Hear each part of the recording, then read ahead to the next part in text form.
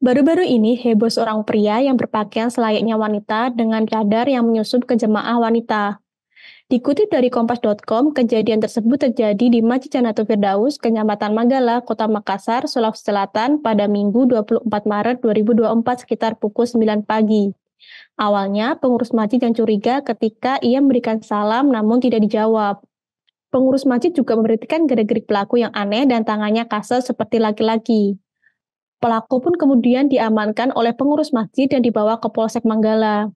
Kapolsek Manggala Kompol Syamsul Wardi mengatakan alasan MJ masih didalami untuk saat ini.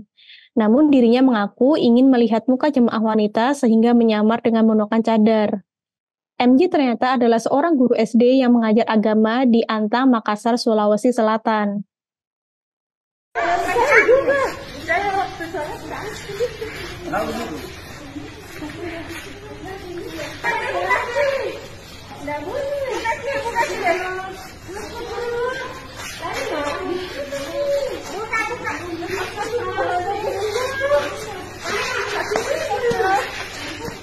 panggil Bang Wajib mana Pak? Panggil ke Bang Wajib. Enggak dipuji. Apa yang maksudnya? Woi, foto. Langsung. Jadi. Ini kan panggilan terkiri ya. Bang, izin Bang. Ayo. Juru bicara Timnas Amin, Iwan Tarika menanggapi terkait Hotman Paris yang menyindir bahwa gugatan Amin ke MK sebagai permohonan yang cengeng. Iwan mengatakan dugaan proses yang curang dan bermasalah etika, abuse of power, kekuasaan tentu akan mempengaruhi hasil akhir di TPS dan KPU. Hal tersebut disampaikan Iwan kepada Tribun News pada Selasa 26 Maret 2024. Ia mengatakan yang dikatakan oleh Hotman Paris tersebut tidaklah tepat. Iwan malah merasa jika kubu Prabowo Gibran takut dengan gugatan yang dilayangkan ke MK. Ia balik menantang Hotman Paris dan akan membuat pengacara tersebut menangis. Sebelumnya, Hotman Paris merespons soal pengajuan perselisihan hasil pemilihan atau PHPU yang dilayangkan ke kubu Prabowo Gibran. Ia mengaku merasa bingung dengan gugatan dari kubu 01 dan 03. Ia mengatakan jika pencalonan Gibran melanggar etika, seharusnya kubu 01 dan 03 tidak perlu ikut proses pemilu. Hotman bercanda jika gugatan kubu 01 dan kubu 03 adalah gugatan yang cengeng.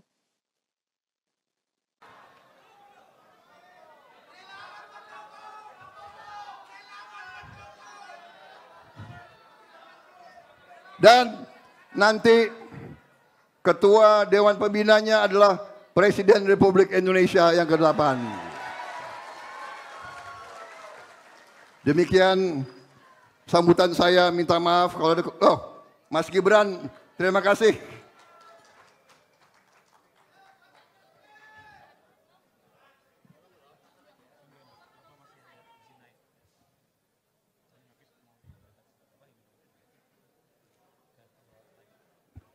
Mas Gibran datang langsung buka puasa. Saya kira demikian dari saya.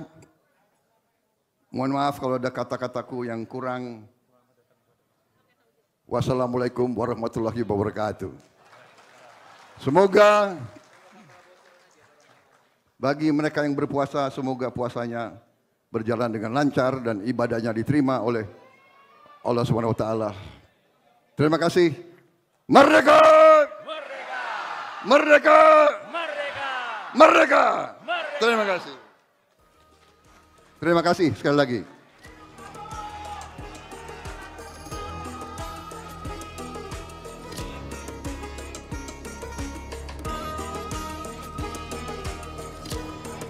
Terima kasih atas sambutannya kepada Presiden terpilih Republik Indonesia 2024-2029, Bapak Prabowo Subianto. Dan kami ucapkan selamat datang kepada Wakil Presiden terpilih Republik Indonesia 2024-2029, Bapak Gibran Rakabuming Raka. Dan selanjutnya agar waktu menunggu berbuka puasa terasa lebih hikmat, mari bersama kita saksikan tausiah singkat dilanjut dengan doa yang akan disampaikan oleh Kiai Haji Muhammad Khalil Nafis selaku Ketua MUI Pusat. Kepada Bapak Kiai Haji Muhammad Khalil Nafis, waktu dan tempat kami persilakan. Poin yang paling penting, kami yakin permohonan itu tidak akan diterima karena cacat formil dan tidak berdasar. Wakil Ketua Pembela Prabowo Gibran, Otto Hasibuan mengatakan, jika gugatan yang diajukan oleh kubu 01 dan 03 adalah cacat formil. Hal tersebut disampaikan setelah tim pembela Prabowo Gibran mendatangi gedung MK pada Senin 25 Maret 2024 malam. Otto mengatakan, majunya Gibran menjadi cawapres tidak bisa lagi dipersoalkan, karena Gibran sudah mengikuti semua proses pemilu. Sehingga dirinya heran jika gugatan kubu 01 dan 03 mempersoalkan Gibran dalam gugatan MK. Sedangkan selama ini, kubu Anies dan Caimin dan kubu Ganjar Mahfud tidak pernah keberatan dengan keikutsertaan Gibran. Otto mengatakan jika permohonan tersebut tidak akan diterima karena cacat formil. Ia mengatakan jika dalil yang diajukan soal pelanggaran proses pemilu. Menurutnya, jika ranah pelanggaran pemilu seharusnya ke Bawaslu yang diajukan ke Pengadilan Tinggi Tata Usaha Negara dan Mahkamah Agung. Sedangkan yang seharusnya dilaporkan ke MK adalah soal perselisihan hasil pemilu. Kami yakin betul dari segi bukti pun yang dikatakan dipersoalkan tentang Gibran, dikatakan bahwa tidak memenuhi syarat untuk dicalonkan menjadi wakil presiden, itu juga saya kira sudah gampang dipatahkan, karena bagaimanapun Gibran masuk menjadi calon presiden itu jelas adalah telah diputuskan dalam putusan MK yang sudah final and binding. Nah, secara logika figure juga, bayangkan saja kita bicara tadi dengan Pak Oce, sudah ada dan mereka ikut di dalam debat, sudah ikut dalam debat. Artinya legal standing dari Pak Prabowo kan sudah jelas diakui oleh nomor 1 dan nomor 3. Kalau tidak legal standingnya tidak jelas, bagaimana dia ikut dalam satu debat? Nah, itulah mungkin yang saya sampaikan. Hal-hal banyak lagi yang bisa disampaikan oleh teman-teman yang lain, tapi itulah poin yang paling penting. Kami yakin permohonan itu tidak akan diterima karena cacat formil dan tidak berdasar. Di dunia ini ada prinsip hukum yang paling basic, yaitu acknowledgement by conduct.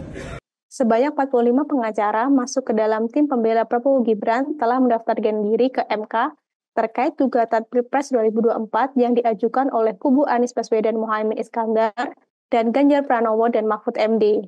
Mereka datang secara rombongan di gedung MK pada 25 Maret 2024 malam. Tampak Yusril Iza Mahendra, Otto Hasibuan, Hinca Panjaitan, Hotman Paris, dan Oce Kaligis berada di barisan tim pembela Prabowo Gibran. Tampak para pengacara memakai pakaian formal berupa jas berwarna gelap.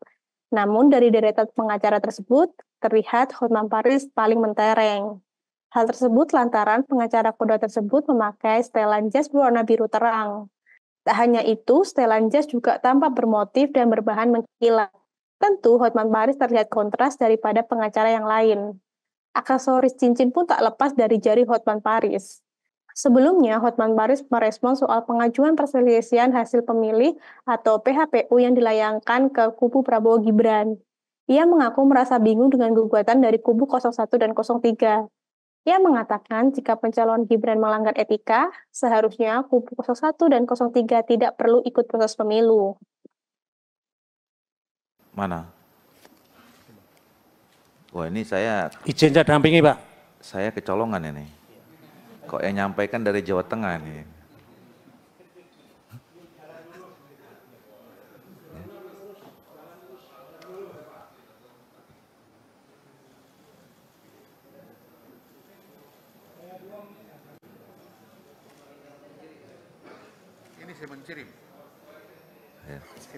Ini kita orang Sumatera Utara nggak pernah dilaporin nih, Pak Rianto dilaporin. Kita 3 orang dari Sumatera Utara di sini nggak ada yang dilaporin nih, waduh. Ini kok melompat ke Jawa Tengah ini? Iya makanya. Lapornya jauh dulu, muter ke Jawa Tengah dulu baru Sumatera. Makasih Pak Rianta. Ini susah kita menolaknya nih. Silakan Pak Jul, terakhir ya, 2 menit. Silakan Pak. Udah lewat nih. Tadi Bapak ingin ingatin saya untuk ngetok. Silakan Pak. Terima kasih pimpinan. Saya tidak bermukadimah banyak, cuman hormat saya pada Pak Menteri. Izin Pak Menteri. Tidak usah saya kenalkan, memang saya orangnya Pak Menteri. Singkat saja, saya tidak berbicara teknis. Seandainya ada pendalaman, nanti akan kami sampaikan secara tertulis. Saya hanya terusik penyampaian sahabat saya yang di kanan tadi. Pak Supadi Gaus yang sedikit mengganggu perasaan saya, yang membeda-bedakan pangkat di dalam kepemimpinan tadi, yang menyamakan menteri yang lama dengan menteri yang sekarang.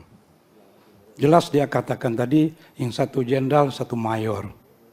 Ada pertanyaan yang disampaikan orang banyak, menurut beliau, apakah pangkat mayor Pak AHY itu mampu atau tidak? Kalau tidak salah itu tadi yang disampaikan. Saya mendukung. Ya, nanti dulu, betul kan? Tetapi Pak Supadi Gaus mendukung bahwa dia mampu melaksanakan itu. Saya mendukung tentang dukungan yang disampaikan oleh Pak Supadi Gaus. Cerita ini sama dengan apa yang saya alami. Tapi saya mohon maaf dan mohon ampun saya kepada Allah Subhanahu wa taala, bukan saya memamer-mamerkan kemampuan. Di tahun 98 ke bawah dulu, tidak ada seorang bupati yang tidak berpangkat kolonel. Semua kolonel, kombes atau yang lain-lain. Pada tahun 98-2000, saya menjadi Bupati Lampung Selatan. Kabupaten yang cukup besar di Lampung. Semua seperti apa yang disampaikan oleh Pak Gaus tadi, apakah mampu Zulkifli Anwar memimpin kabupaten? Sementara dia sekedar ketua FKPPI dan sekedar dia ketua Kadin di Lampung. Pak Jul, boleh mohon maaf sekali. Kita fokus saja ke tema hari Enggak, ini ada kepentingan, ini akan berhimbas jelek nanti pimpinan. Saya kira nggak ada yang persoalkan dari tadi. Ada itu. Saya yang persoalan karena menteri itu pimpinan saya. Jangan sampai dicap dibeda-bedakan. Artinya ini bicara kemampuan yang saya sampaikan ini. Nyatanya mampu semuanya. Iya, iya, makanya. Ya, nah itu. Jadi maksud saya bukan pangkat kolonel pun, nah ini artinya Pak pimpinan. Bukan kolonel pun saya bisa memimpin kabupaten. Ya. Nah itu yang saya akan garis bawahi. Ya, nyatanya saya mampu. Okay. Jadi jangan disama-samakan soal pangkat. Betul, itu hanya soal manajemen. Presiden Libya juga hanya kolonel. Dan seandainya ada yang bertanya kepada saya, apakah Pak AHY mampu sebagai menteri? Jangankan jadi menteri, jadi wapres pun dia mampu, saya yakin. Mohon maaf, saya tidak cari muka karena pimpinan saya. Tapi saya terusik bicara kemampuan. Jadi saya yakin Pak AHY mampu untuk menyelesaikan tugasnya sebagai Menteri ATR BPN. Itu saja pimpinan yang saya sampaikan. Baik. Dan saya tidak sependapat kalau pimpinan mengelah penyampaian saya, itu kan hak saya. Konstitusi saya kan menyampaikan kemampuan ini. Bukan, saya mau meluruskan tema rapat kerja kita. Betul, saya sudah katakan, ya, saya bicara teknis. Jadi nggak usah bicara soal personal. Kita ini personal yang disampaikan tadi. Nggak, saya kira nggak ada yang persoalkan soal masalah kita pribadi-pribadi di sini. Betul, kita mau bicara tentang agenda kerja ke depan. Ya udah selesai. Memang tidak ada sangkut paut dengan pribadi lain, dengan pribadi saya ada sangkut paut. Mohon maaf pimpinan.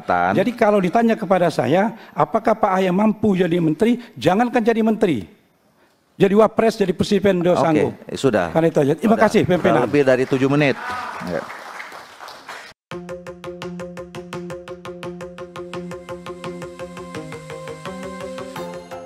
Ketua Umum PDIP Megawati Soekarno Putri disebut membuka pintu untuk bertemu dengan Prabowo Subianto. Hal tersebut disampaikan oleh Sekjen PDIP Hasto Kristianto pada Senin 25 Maret 2024 di kantor DPP PDIP Menteng, Jakarta Pusat. Namun dirinya mengatakan pertemuan tersebut baru bisa terlaksana setelah proses gugatan hasil Pilpres 2024. Hasto mengatakan jika Megawati dan Prabowo tidak ada masalah pribadi. Hasto mengatakan Megawati mempunyai rekam jejak melawan rezim pengkhianatan terhadap konstitusi, sehingga untuk saat ini PDIP sementara akan fokus terhadap hal tersebut.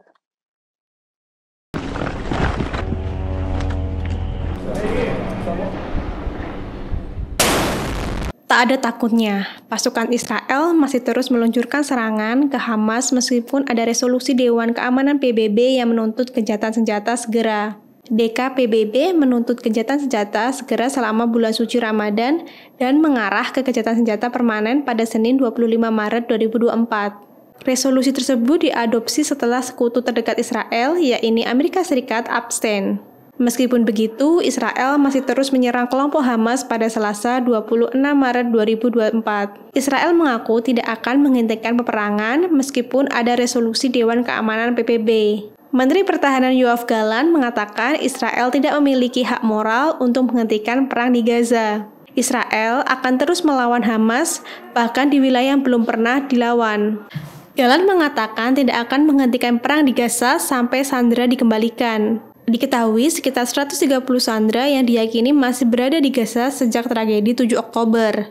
Sedangkan Hamas tetap berada di posisi semula dalam menuntut gencatan senjata permanen, serta penarikan pasukan Israel dari Gaza hingga pembebasan sandera dan pertukaran tahanan.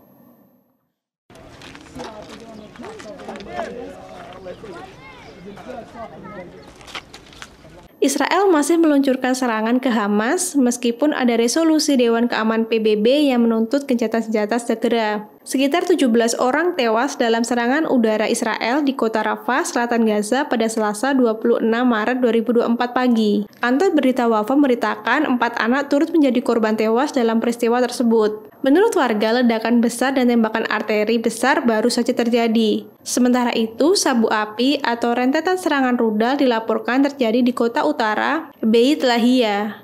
Diketahui serangan tersebut terjadi beberapa jam setelah Dewan Keamanan PBB mengeluarkan resolusi untuk gencatan senjata segera.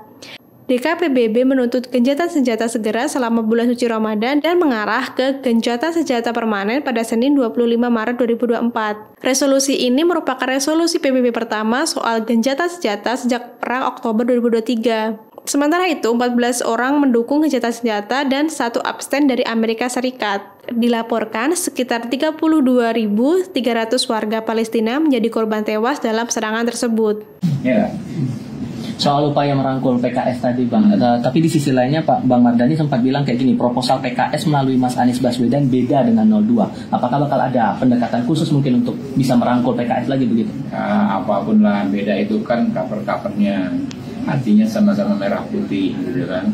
Jadi kita sesama anak bangsa ya, tentu kita menghormati. PKS sendiri kan selama ini mempraktekkan politik yang sangat elegan. Mereka di luar pemerintahan betul, ya mengkritik betul, tetapi mereka tidak mensabotase kebijakan-kebijakan pemerintah, tidak melakukan praktek politik asal beda, asal tentang, asal lawan, tidak begitu. PKS coba. Padahal godaan itu ada aja. Kalau pengen cari gimmick misalnya, bisa sabotase saja sejumlah rapat-rapat ya pengambilan keputusan di DPR. Tapi mereka tidak mensabotase. Mereka menyatakan ketidaksetujuan, oke, tapi proses tetap berjalan. Itulah kedewasaan dan elegannya PKS.